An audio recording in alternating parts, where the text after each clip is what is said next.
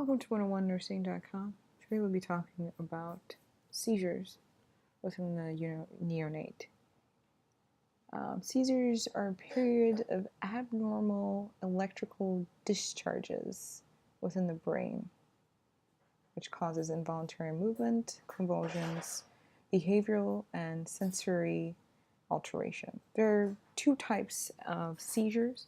You have your partial, which is located within your half of the brain hemisphere, also known as your clonic, and you'll find a lot of jerking motions, and then your tonic is rigid movement, and then your second type is general seizure, grand mal, also known as grand mal, and it occurs within both hemispheres of your brain.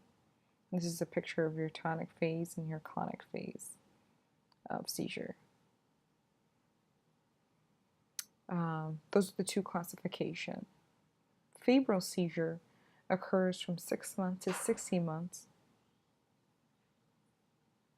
after the age of 5, and it occurs when there's a sudden spike of temperature in the child, usually at the area of 101.8.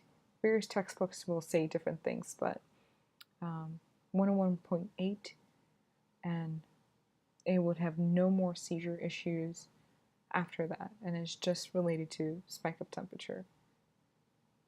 And you have your status epilepticus seizure for a prolonged period of time, usually 30 minutes or 2 seizures in a row with no rest period. That is a medical emergency. And then your next seizure disorder is called epilepsy, and this is a chronic seizure disorder of 2 or more unprovided 2 or more seizures occurring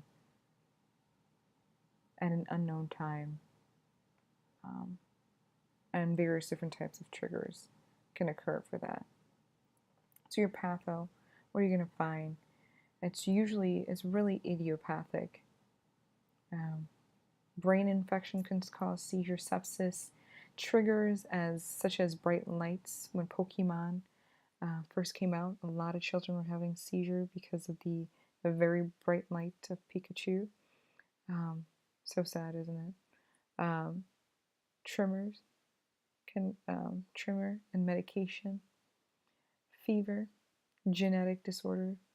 This is a strong correlation with family history, so that can occur. Food and electrolyte imbalances can trigger seizures as well. And then after a seizure, there's a postictal period, and this is a period where the patient is not having a seizure, but they're in a daze. And then what you're going to find is during the seizure, what you want to do is note the time of the seizure, promote safety, sideline position, suction if needed, pulse ox, and might be given rectal Valium if needed to stop this seizure.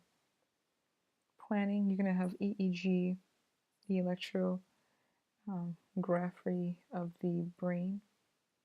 Treatment for this is going to have your anti-seizure medication, Valium, Ativan, rectal Ativan will be given. Keppra as well. What you want to do is you're going to want to teach the family, teach the child about medication compliance if this is going to be a lifelong thing with epilepsy, as well as medical alert bracelets. This will definitely help when the child is in school.